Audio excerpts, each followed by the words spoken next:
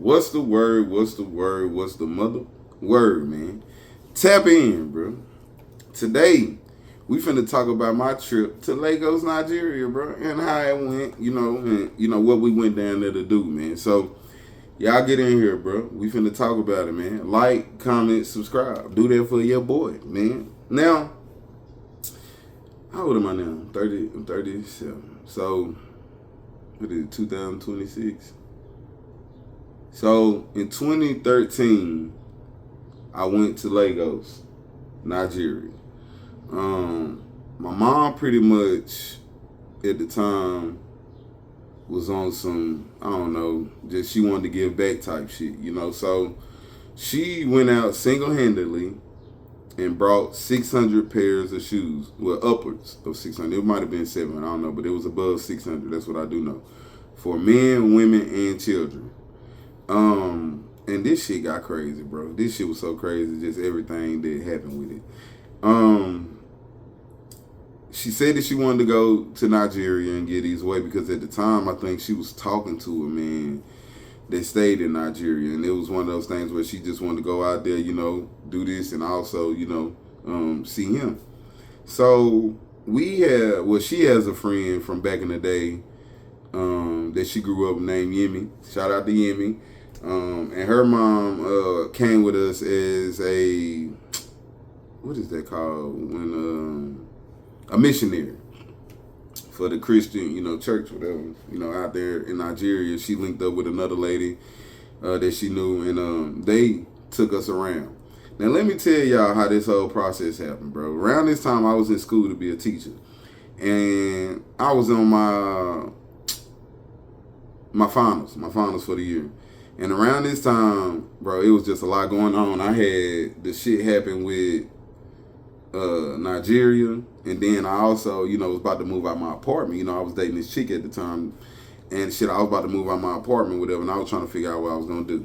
So, ended up, leaving the apartment. You know what I'm saying? Me and the chick ended up moving together, became my ex-wife now. Ended up moving in, doing that, whatever. But before I moved in, I went to Nigeria, blew my finals off, man, cause shit, I wasn't gonna be there, for certain ones. So, I had to choose between going to Nigeria and, taking my test and shit like that. So, did that. We get out there, probably the longest flight, bro, I ever took in my life, bro. It was like a 13-hour flight from here to Germany. And then it was another like 3 or 4 hour flight from Germany to Nigeria. When we get to Nigeria, we get off the plane, bro. It's horrible. You want to talk about some racism? I ain't even say a word. Americans this way, Africans this way. I was like, motherfucker. I thought y'all said I was African American, bitch. Like, I thought I was welcomed here as an American. Like, I thought, y'all gonna treat me like, I'm saying, a brother in arms, but we gonna get into that too, and how that story does not correlate over there. That whole slave trade story does not correlate over there. So, do that, whatever. Make it out the airport. The shoes that we had some of them with us on the airplane, and then the other ones, we got shipped there. So when we get there, the government is crooked. Shit is fucked up over there. So we get there, we got to drive through these ragged ass streets. Shit. It's horrible when you on, what was it, the mainland. When you're on the island, the streets a little better because, it costs money to be, on the island. On the mainland, bro, that's where, most of the, poverty is. So you dodging potholes bigger than Texas out there, motherfucker. So we go over there to the consulate or, I forget, was it, I don't remember. But go over there, whatever, and they got our shit on hold. Now, mind you, my mom had already paid to get the shit shipped over there. These motherfuckers gonna tell her, well, if you get this shipped over here, you bringing this into our economy, you gotta pay us to bring it over here because we know that you're not coming here to get this away. We know you coming here to sell it. Why would I come to the poorest country or a poor country in the world to try and sell shoes, bro? You don't even have the capacity to pay for this shit. Like, why would I do that? I'd rather go sell this shit somewhere else where they can pay for it. Now, don't get me wrong.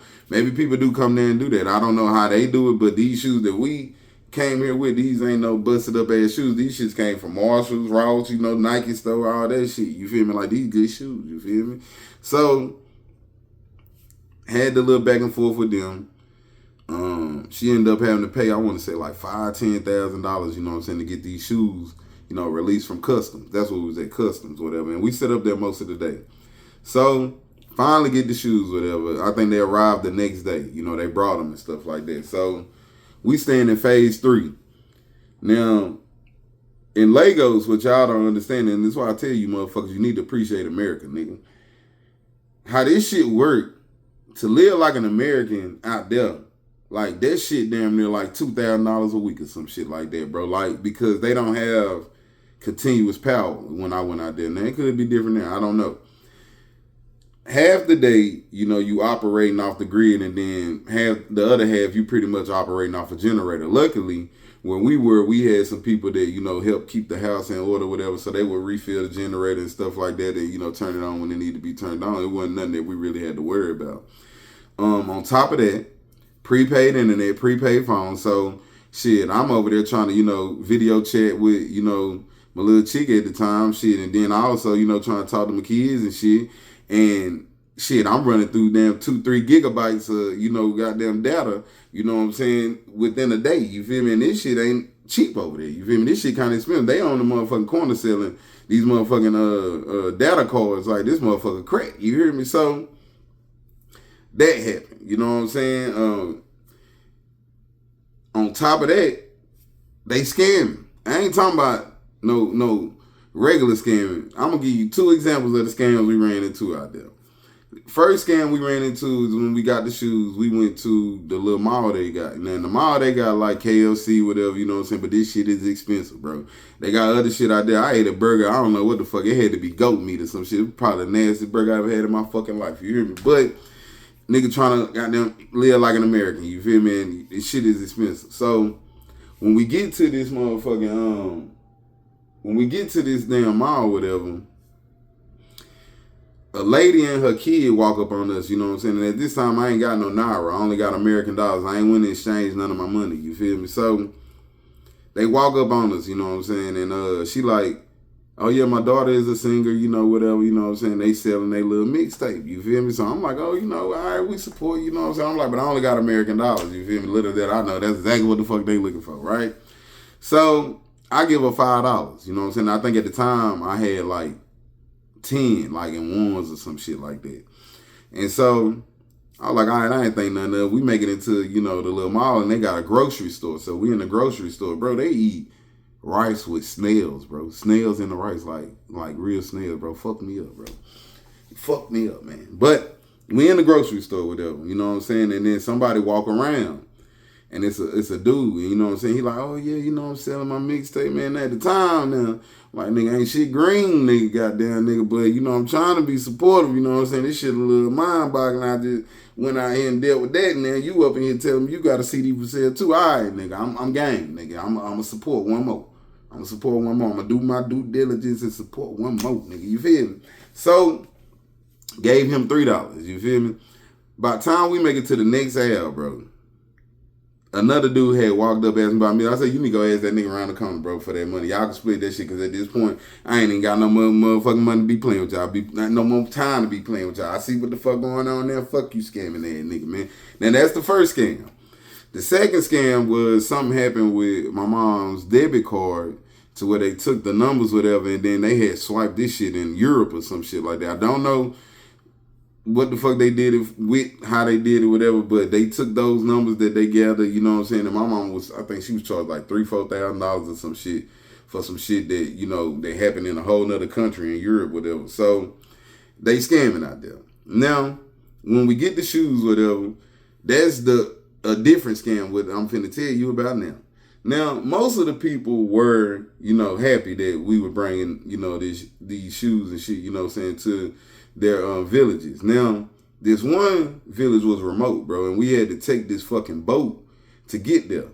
And when we got there, we had these shoes in the bag, you know what I'm saying, and we set them up. And now, I don't speak Yoruba, and that's what they speak down there in French, and I don't speak that neither. So we had, the missionaries with us, and we had a driver named Sam. Mama, you wrong for saying that shit about Sam, because Sam was acting like he was gay, y'all. I don't know what the fuck was going on, but Mama had a lot of jokes about this nigga. I woke up out my sleep with jokes. She talking about, yeah, Sam Kiss, I'm about to fight this nigga, you feel me? So, we got these people with us, you know what I'm saying? And they translating, you know, what the chief saying. And then the chief tell us, we know y'all coming here to do this and that, so if you want to give away shoes in our village, you gonna have to pay us. Nigga, please. Nigga, I'll take these motherfucking shoes up the river because at this point, I'm the bodyguard. Nigga, I'm here to make sure all this shit getting ran smooth because I smack one of you niggas. You feel me? In Africa. I ain't fucked up, nigga. I do international slapping around this bitch. You hear me? I ain't fucked up. I slap any ethnicity. You feel me? I ain't fucked up about none of that shit. You feel me? So, you talking about we finna pay you some money to give away some shoes in your village. Boy, you done lost your rabbit ass mind. We finna get back on this little ass canoe and go our ass up the river and give this shit to somebody else because you not being grateful. So, I think they talked to him, said what they need to say. He got a little mad, whatever. The women, whatever, like, nah, you tripping, whatever, and shit like that. And we end up giving them shoes away. And, bro, I ain't gonna sit here and say that, you know, the trip was just all bad. You know, there were great things there, bro. Like, great people there. But it just goes to show you that no matter what type of money that people got, bro, everybody always, you know, looking out for what benefits them the most, you know, and trying to do what's best for them, regardless of what it does to you, you know what I'm saying? And the world, unfortunately, bro, operates in that space, and that's fucked up, you know? You will sit here and throw away blessings for your community, your village, you know what I'm saying, in order for you to profit off some shit. Like, that's fucked up, bro. That's selfish as fuck. And I don't think you should have people like that leading the fucking village. You know what I'm saying? Those people will lead a village into the motherfucking abyss. You hear me? So, yeah, man. We had a good time out there, bro. We stayed 2 weeks. I ended up getting sick on some suya. You feel me? I ate some of that shit out the market. Fucked my stomach up. While I was throwing up about a week. And you know what? I ain't gonna lie to y'all. Ever since that shit happened, my stomach ain't never been the same, bro. Never been the same, bro. Stomach weak as hell. You hear me? I used to be able to drink like a fish.